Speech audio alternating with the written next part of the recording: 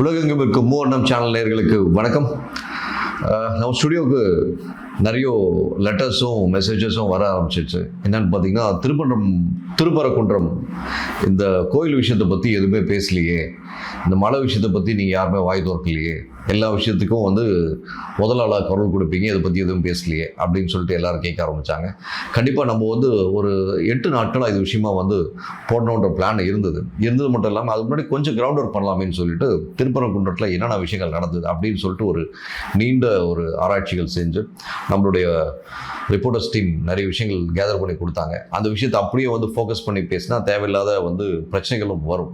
அதை கருத்தில் கொண்டு எந்தெந்த விஷயத்தை மக்களுக்கு தெரிவிக்கணும் அப்படின்றதுக்காக ரொம்ப சிங்க்ரோனைஸ் பண்ணி கிறிஸ்பியாக கொடுக்கணுன்றதுக்காக தான் இந்த ஒரு காணொலி.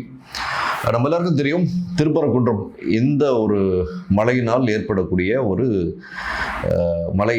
அந்த மலையில் கிட்டத்தட்ட 80 வருடங்கள் மேலாக அப்ராக்சிமேட், இது 80 வருடங்கள் மேலாகன்றது அப்ராக்சிமேட். ஏன்னா 1850 அது முன்னாடிலாம் பார்த்தீங்கன்னா அந்த இடத்துல மசூதி இருந்ததுக்கான ஆதாரம் கிடையாது. 1870களுக்கு மேலே தான் அந்த இடத்துல இஸ்லாமியர்களுக்கான இது வர்றாங்க. ஸோ இதில் தேவையில்லாமல் மத பிரச்சனையை கட்சிகள் உண்டு செய்து விட்டார்கள் என்றது ஒரு கருத்தாக இருக்குது.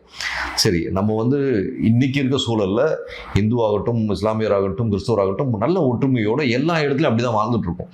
ஆனால் கடந்த 20-25 ஆண்டுகளாக பார்த்தீங்கன்னா அரசியல் செய்வதற்காகவே, நம்ம எல்லாருக்கும் தெரியும், ஒவ்வொரு 5 ஆண்டு காலங்களில் தேர்தல் வரும்போது ஏதாவது ஒரு விஷயம் ரெகுலராக நடக்கிற விஷயம், காவேரி நதிநீர் பிரச்சனையாகட்டும், இலங்கையில் மீனவர்கள், இந்திய மீனவர்கள் சுடப்படுறதாகட்டும், இந்த மாதிரி நிறைய விஷயங்களில் தேர்தலில் அதே மாதிரி கச்சத்தீவு தேர்தல்னாலே இந்த கச்சத்தீவாகட்டும், காவேரி நீர் பிரச்சனையாகட்டும், இந்த 2 விஷயத்தை கையில் எடுத்தால் 2 கட்சியும் மாற்றி நிறைய அல்வா மாதிரி வாக்குறுதியை கொடுப்பாங்க. நம்ம எல்லாருக்கும் தெரியும்.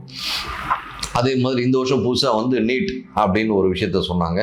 அது என்ன சொன்னாங்களோ செஞ்சாங்களான்றது கடவுளுக்கும் அவங்களுக்கு தான் தெரியும், இல்லை பொதுமக்களுக்கே தெரியும். இது வரைக்கும் அதில் இருக்க ஒரு ஆணையை கூட கைட்டு வைக்கல. அதே மாதிரி அவங்க சொல்கிற இன்னொரு கருத்து ஒன்று இருக்குது. என்னென்னா, எய்ம்ஸ் மருத்துவமனை மதுரையில் வரல, அதுக்கு பாஜக சார்பாக என்ன ரிப்ளை கொடுக்குறாங்கன்னு அவங்களும் பார்த்துட்டு அவங்க 2 பேர் சண்டை போட்டுக்கிட்டோம். அது தேவையில்லாத நம்ம விஷயம். இப்போ திருப்பரங்குன்ற ஒரு விஷயத்துக்கு வரும்போது தொட்டு கடந்த 80 ஆண்டுகள் மேலாக அங்கே இந்த மாதிரி மசூதியில் நான்வெஜ் சாப்பிட்றதா கருத்துக்கள் பேசப்படுது, செஞ்சிட்ருக்காங்க. அதில் மாற்று கருத்து இல்லை. ஆனால் திரு நவாஸ்கனி அவர்கள் இந்த பிரச்சனைக்கான பிள்ளையார் சொல்லி போட்டது யார் என்று பார்த்தால் திரு நவாஸ்கனி அவர்கள். ஒரு விஷயம் சாதாரணமாக போயிட்டுருக்கு, அப்படியே தொட்டு எல்லாம் ஃபாலோ பண்ணி வந்துட்டுருக்காங்க. யாரும் இந்துக்களாகட்டும், இஸ்லாமியராகட்டும், கிறிஸ்தவராகட்டும் யாரும் பெரிய விஷயமா அதை சில விஷயங்கள் கன்சிடர் பண்ணிக்கல. சரி, அவங்க முறையில் அவங்க பண்ணிட்டு இருக்காங்க, நம்ம ஊரில் நம்ம பார்த்துக்கலாம் அப்படின்னு சொல்லிட்டு தான் ரொம்ப நிம்மதியாக பீஸ்ஃபுல்லான வாழ்க்கை வாழ்ந்துட்டு இருக்காங்க அந்த திருப்பரங்குன்ற பகுதி மக்கள். அப்படி இருக்கும் தருவாயில் இவர் திடீர்னு இந்த ஒரு சீன் கிரியேட் பண்ணுறதுன்றது கரெக்டான வார்த்தை. ஏன் சார், ஆடு மாடு கோழி எல்லாம் இந்து மதத்துலேயும் அம்மன்களுக்கும் ஐயனாருக்கும் காவு கொடுக்கறது இயல்பான விஷயம். அதில் மாற்றுக்கிறதே கிடையாது. சரிங்களா? ஸோ நீங்கள் உங்கள் மதத்துக்கு ஏற்ற மாதிரி ஒரு விஷயங்களுக்காக கொண்டு போயிட்டு பண்ணுறீங்க. அது எதுக்கு காணொலி வேற போட்டுக்கின்னு நான் எது பண்ணுவேன் அது பண்ணுன்ற டைலாக்ஸ்லாம் ஒன்று நாங்கள் ஃபிசிக்கலாக போய் அங்கே வெரிஃபை பண்ணதுக்கப்புறம் இந்த ஆத்தென்டிகேட்டாக பேசுகிறோம் திரு நவாஸ்கனி எம்பி அவர்களே. ஏனென்றால் நீங்கள் பண்ண அந்த ஒரு தேவையில்லாத எக்ஸ்ட்ரா சீனோட எஃபெக்ட் எங்கே போய் முடிஞ்சிச்சுன்னு பார்த்தீங்கன்னா, தேவையில்லாமல் எல்லாருக்குள்ள ஒரு மத கலவரத்தை ஏற்படுத்தும் அளவுக்கு செஞ்சுட்டீங்க விஷயத்தை. இது ரிலேட்டடாக அரசு இயந்திரத்தை சார்ந்தவர்கள், ஒரு அரசியல் இயந்திரத்தை சார்ந்த நபரானவர், அது எம்பின்றவர் அரசு இயந்திரம் ரெண்டுக்கும் பொறுப்பான மனிதர், இது பண்ணிட்டாருன்னும் போது இது சார்பாக அந்த கட்சி சார்ந்த தலைவரோ இல்லை கூட்டணி கட்சி சார்ந்த தலைவர்களோ உடனடியாக கண்டனமோ இல்லை அதுக்கான விளக்கமோ கேட்டிருக்கணும். கேட்டாங்களான்றது ஒரு $1 மில்லியன் கொஸ்டின். அப்படி இருக்கும் தருவாயில் அங்கே தேவையில்லாமல் ஒரு பிரச்சனையை உண்டு படுத்தினது யார்? The base of the incident or core of the crime அப்படின்வாங்க. இது கிரைமா அப்படின்னு பார்த்தா ஆப்வியஸ்லி இட்ஸ் எ கிரைம். ஏனென்றால் இது உடனடியாக வேற மாதிரி ஹேண்டில் எக்ஸ்ட்ரீமாக போகிறதுக்கு முன்னாடி சால்வ் ஆகிடுச்சு. ஆனால் அந்த சோர்ஸ் ஆஃப் தி கிரைம் பார்க்கும்போது திரு நவாஸ்கனி அவர்கள் செஞ்சக்கூடிய அந்த விஷயத்தையானது உடனடியாக ஆக்ஷன் எடுத்திருக்கணும். அவர் எம்பின்னும் போது எல்லாம் பயப்படுறாங்களா என்னன்னு தெரியல. அவரும் சாமானிய மனுஷனுங்க. எம்பின்றதால ஒரு 10 அடி ஹைட்டோ இல்லை ஒரு பெரிய அயன் கோட்டோ போட்டுலாம் சுற்றல. அவர் சாதாரண மனுஷன்தான். எல்லாரும் காவல்துறைக்குன்னு ஒரு மரியாதை இருக்கு.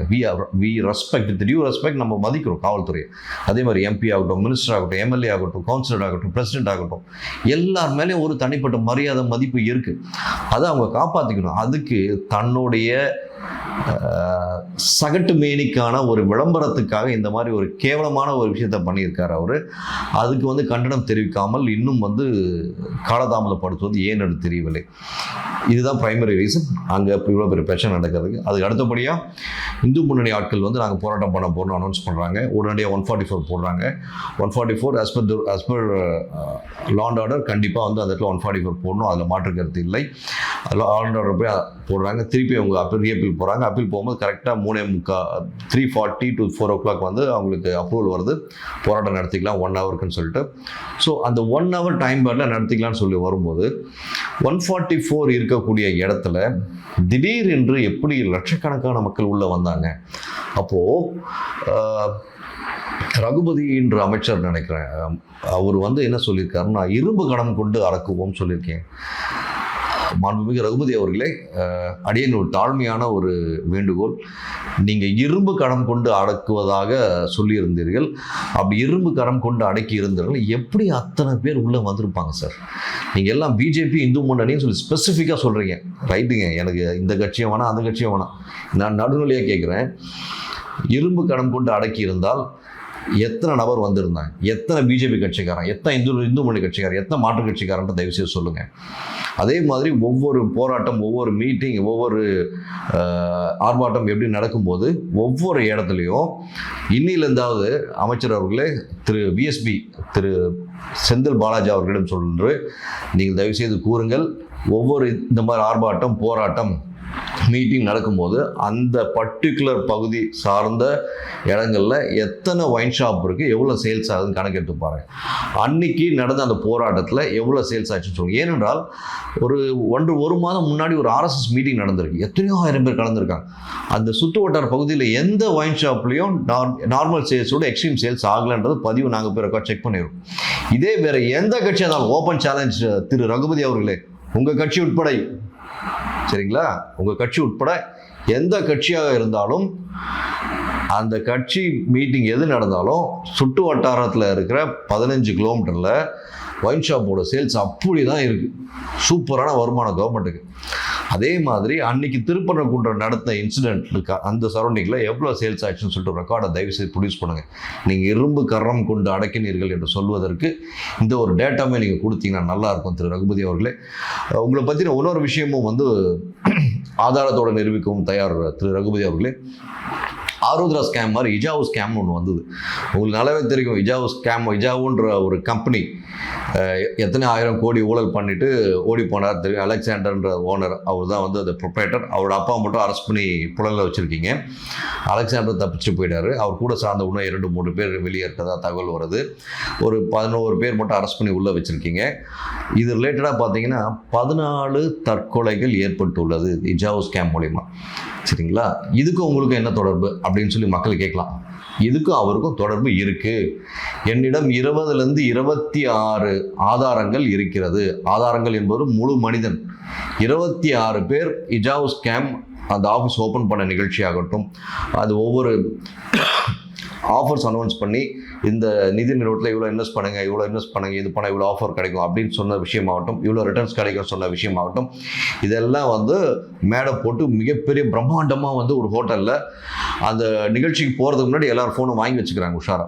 அது அந்த அலெக்சாண்டர் ஆகட்டும், அந்த டீம் ஆகட்டும், பக்காவாக ப்ரொஃபஷனலாக யாரெல்லாம் அந்த பப்ளிக் வராங்களோ அந்த பப்ளிக்கோட ஃபோன்ஸ் எல்லாம் வாங்கி வச்சுட்டு விட்டுருக்காங்க. இதில் முக்கியமாக நடந்த 5 மீட்டிங்கில் 2 மீட்டிங்கில் நம்ம அண்ணன் ரகுபதி அண்ணன் வந்திருக்கிறாரு.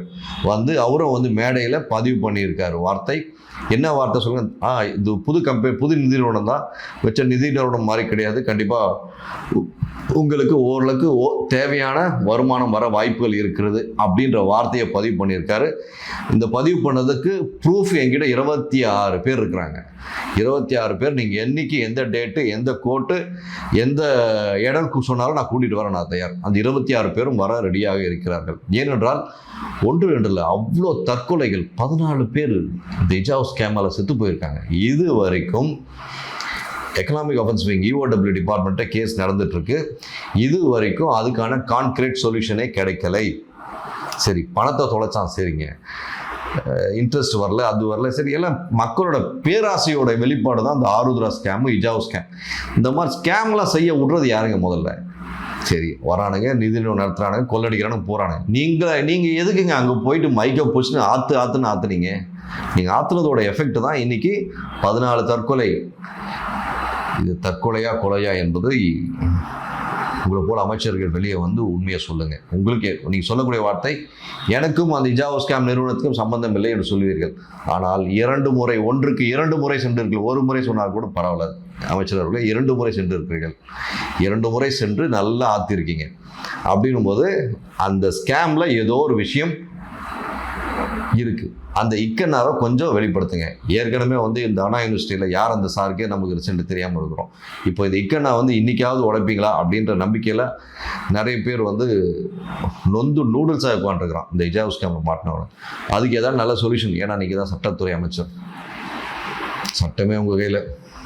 தயவுசெய்து அந்த மக்களுக்கு ஏதாச்சும் ஒரு நல்ல சொல்யூஷன், இதுலேயாவது இரும்பு கரம் கொண்டு அந்த அலெக்சாண்டர் எங்கே இருக்கிறார், ஏன்னா கிட்டத்தட்ட 1.5 வருஷம் மேலே ஆச்சு இந்தியா விட்டா தப்பிச்சு போய், கண்டுபிடித்து கொண்டு வாருங்கள். உங்களுடைய சக அமைச்சர் செந்தில் பாலாஜி அவர்களுடைய சகோதரர் திரு அசோக், அவரை கூட இன்னும் நம்மளால் கண்டுபிடிக்க முடியவில்லை. நாம் சட்டத்துறை அமைச்சர் என்று கண்டுபிடிப்போம் என்று தயவு செய்து கூறுங்கள். உங்கள் இரும்பு கரம் கொண்டு தயவு செய்து அவர்களை பிடித்து வாருங்கள் அமைச்சர் அவர்களே. இது ஒரு பக்கம். திருப்பரங்குன்றம், அதுக்கு தான் முக்கியமான விஷயமே. இந்து முன்னணி டீம், பிஜேபி டீம் சொன்னாங்க. அங்கே கள நேரத்தில் நம்ம போய் விசாரித்ததில்லை. ஆப்வியஸாக சத்தியமாக தமிழகம் முழுக்க இருக்க நிறைய இந்து முன்னணி ஆட்கள் வந்திருக்காங்க, நிறைய பிஜேபி ஆட்கள் வந்திருக்காங்க. கிட்டத்தட்ட 400 சொச்சம் பிஜேபி ஆட்கள் முன்னாலே வந்து அரெஸ்ட் பண்ணியிருக்காங்க. அதாவது போராட்டம் நடக்கிறதுக்கு முன்னாடி நாள் நைட் 8 மணிலேருந்து மறுநாள் காலைல 11 மணி வரைக்கும் தமிழகம் முழுக்க இருக்க முக்கியமான பிஜேபியோட உறுப்பினர்களாகட்டும், முக்கிய பொறுப்பில் இருக்க தலைவர்கள் எல்லாம் அரெஸ்ட் பண்ணி உள்ள வச்சுருக்காங்க. இதெல்லாம் ஒரு பக்கம் இருக்கட்டும். இவ்வளோ அரெஸ்ட் பண்ணீங்க, இவ்வளோ முக்கிய தலைவர்கள் இது பண்ணியிருக்கீங்க. இந்த சவுத் இந்தியா ஃபார்வர்ட் பிளாக் ஒருத்தர், அவர் எப்படி அந்த மாதிரி அவர் வீட்டில் போய் நீங்கள் போலீஸ் டிபார்ட்மெண்ட் தேடிச்சான், ஃபோன் எல்லாம் ட்ராக் பண்ணாங்களா, அது ஃபோன் சிக்னலை வச்சு ட்ராக் பண்ணாங்களா, எங்கேயும் கண்டுபிடிக்க முடியல. அப்புறம் நம்ம டிஜிட்டல் இந்தியான்னு ஒரு பக்கம் சொல்கிறோம், திராவிட மாடல்னு ஒரு பக்கம் சொல்கிறோம். அப்படி இருந்து நம்ம அவர் சவுத் இந்தியா ஃபார்வர்ட் பிளாக்கோட தலைவர் எப்படி வந்தார்? ஆச்சரியமாக இருக்குங்களே. நீங்கள் தான் எல்லாத்தையும் எறும்பு கரம் கொண்டு அடக்கிறீர்களே, எப்படி விட்டீர்கள்? அதுதாங்க, அதாவது யாருக்குமே வந்து தான் ஹிந்து, நான் மட்டும் பெஸ்ட்டு, நான் மட்டும் தான் இது அப்படின்னு சொல்லி யாருமே இது பண்ண வரலைங்க. அவங்க தனக்கான நியாயத்தை பிரதிபலிக்க வேண்டும் என்பதற்காக வந்து எல்லாரும் வந்து வந்திருக்காங்க, கொண்டிருக்காங்க, பேசியிருக்காங்க. இந்த திருப்பரங்குன்றம் மேட்ரு விஷயத்துக்கு பொதுமக்கள் அத்தனை பேர் ஃபோன் பண்ணி என்கிட்ட கேட்க ஆரம்பிக்கிறாங்க, சமூகத்தில் போட்டிருக்காங்க, சேனலுக்கு லெட்டர் கூட அமைச்சிருக்காங்க. இவ்வளோ விஷயம் வந்திருக்கும் போது ஏன் பேசலை அப்படின்னு ஒரு கேள்வி எழுது.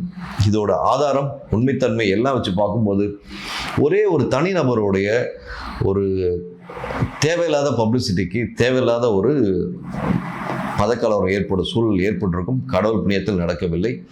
இனி வரும் காலங்களாவது இது போன்ற விஷயங்களை அமைச்சர் பெருமக்களும் மந்திரிகளும் தங்களது விளம்பரத்திற்காக இது போன்ற காரியங்களை செய்ய வேண்டாம் என்பது அடியேனின் தாழ்மையான வேண்டுகோள். மீண்டும் ஒரு நல்ல சந்தர்ப்பத்தில் சந்திப்போம். நன்றி, வணக்கம்.